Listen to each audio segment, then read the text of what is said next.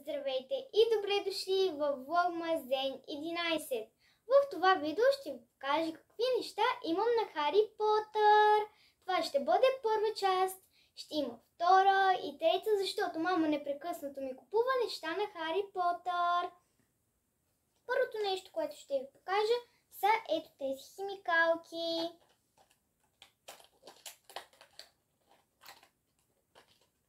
Сега ще ви покажа и как изглеждат. Много са красиви. Ето я първата. Има бухалче, писма, книги. А тук пише Хари Потър.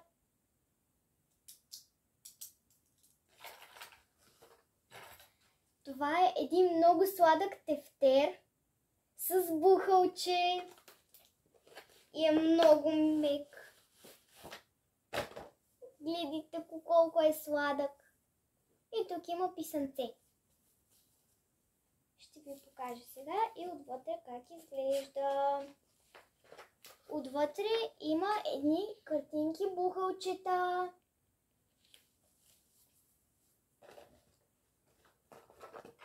Това е комплект за училище. В този комплект се съдържа ето тази тетрадка, която си отива с ето тази химикалка.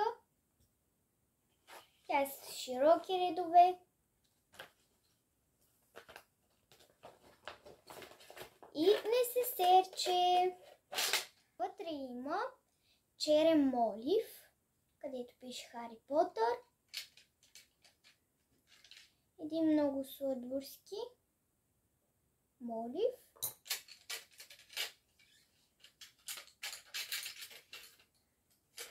Ето сега ги заглеждам, те са цветни моливи.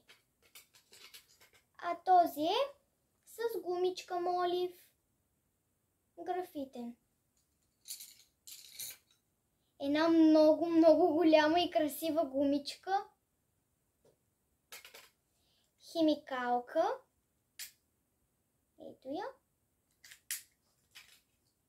И ето тази острилка.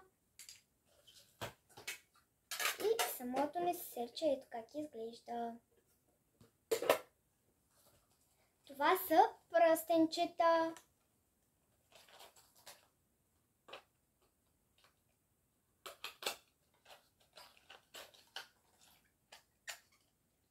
Ето ги и пръстенчетата.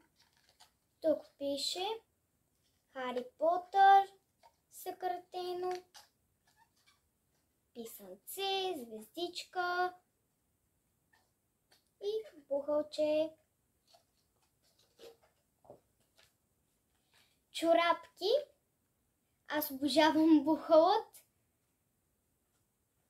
Тези са в бяло с бухалчето. В моят любим цвят розово и в сиво. И трите чифта са с бухалчето. Едни много сладки топлинки. Отново с бухалчето.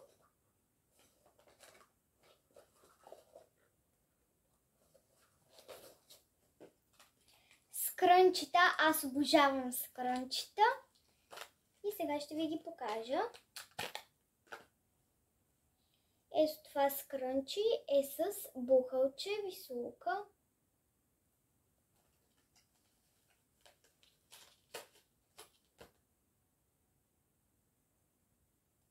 Ето тук има една висулка, където пише Хогвартс. И последната висулка пише Хари Потър. И нека да преминавам към дрехите. С някои дрехи може да сте ме виждали вече на видеа. Ето това много сладурско худи. То е с качулчица.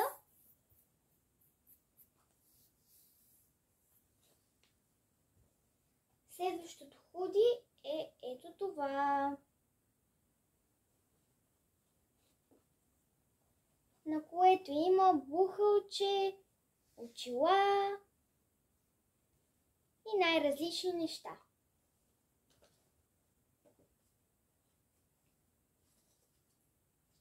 Една блузка, която е много сладка. Тази блузка показва, като са малки, героите на Хари Потър.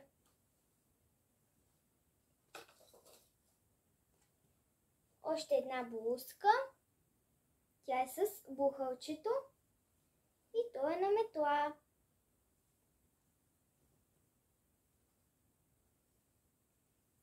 Шапчица. Ето тук пише Хари Потър. Това е клинче. Ето как изглежда. И отстрани има бухалче и пише Хогвартс.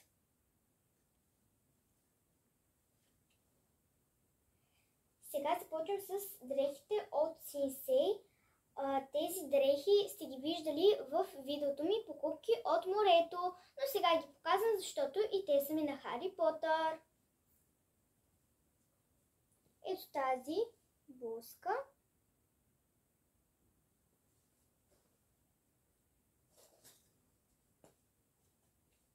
И това пуловерче.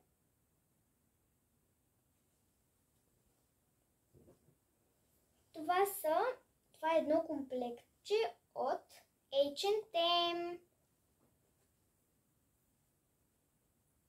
Ето това панталонче, което е тип Чарлстон. Аз обожавам такива ретро панталони. Ето това худи, което е оверсайз. Сега малко ще поразчистя и после ще отварям адвент календари. Вече разчистих, има място, но преди да продължа да отварям адвент календари, видях, че от комплектът с тетрадката и несесерчето съм забравила да ви покажа ето тази много красива линия. И сега започвам да отварям адвент календарите. Календарът на Милка.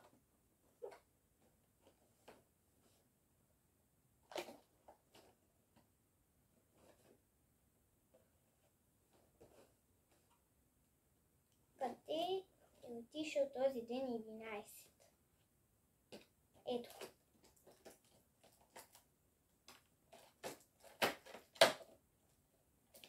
И искам да ви покажа, като се отварят прозорчетата, има картинки. И в ден номер 11 има бомбонче.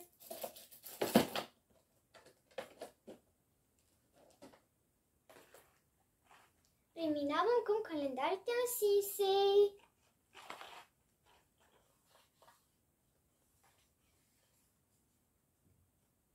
Ето по ден 11.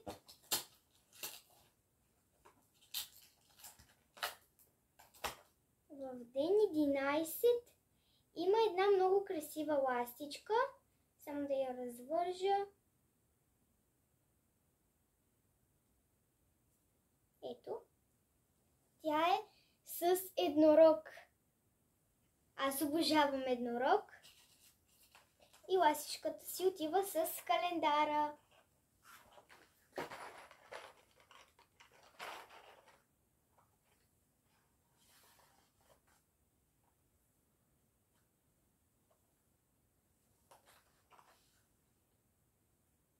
Ето го.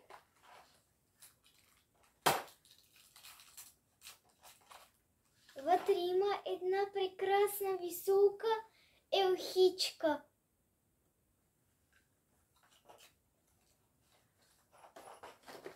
И последният календар на Синсей.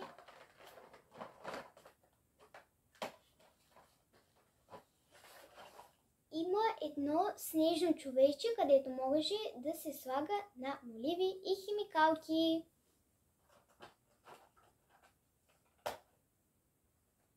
Календар с биочайове,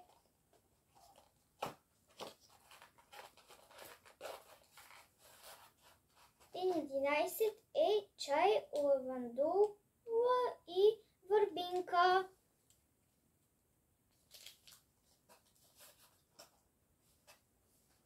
Календарът с мочита.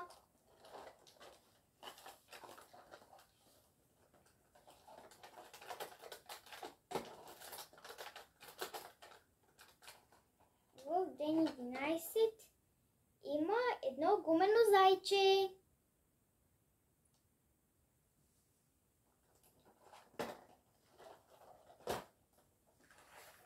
Календар с биошоколадови топчета.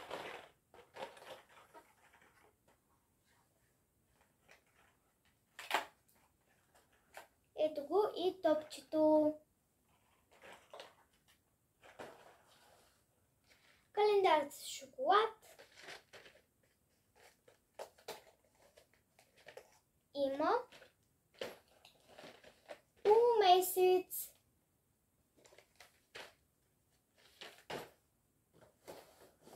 Календар на Плейдох.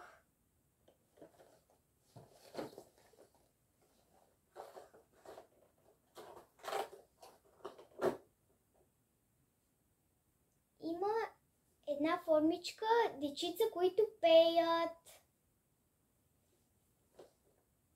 Много интересно и сладко.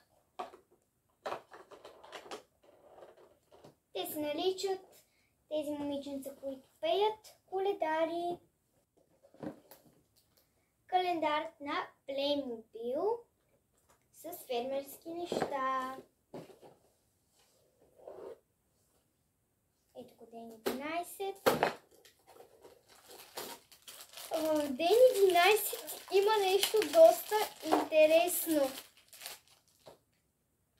Това е едно много сладко прасенце. То си мести главичката и слама.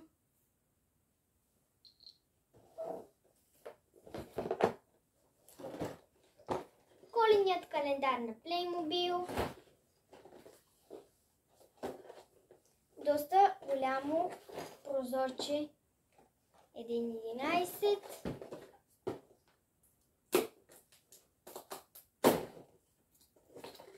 В ден 11 има маса, която блести.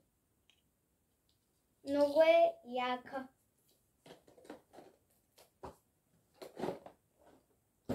И последният календар с биохрани. И в момента виждам най-голямата кутийка е ден 11. И в ден 11 има овесена каша с шоколад. Ето как изглежда.